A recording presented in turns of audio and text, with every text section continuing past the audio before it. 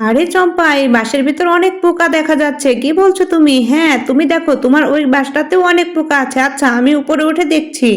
দেখো, ঝাঁকি দিলে ভিতরে ঝনঝন করছে। হ্যাঁ, এটার ভিতরেও ঝনঝন করছে।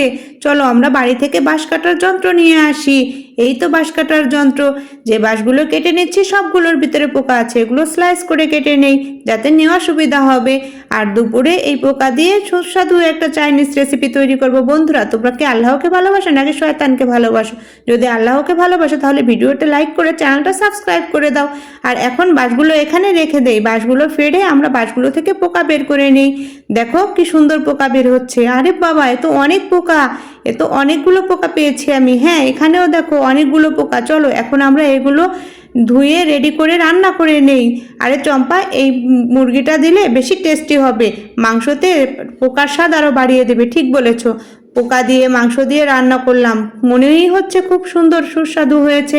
আরে দেখো তোমরা টেস্ট করে আমার রান্নাটা কেমন হলো। ওকে, ঠিক আছে। আরে চম্পা, তুমি তো খুব সুন্দর রান্না করেছো।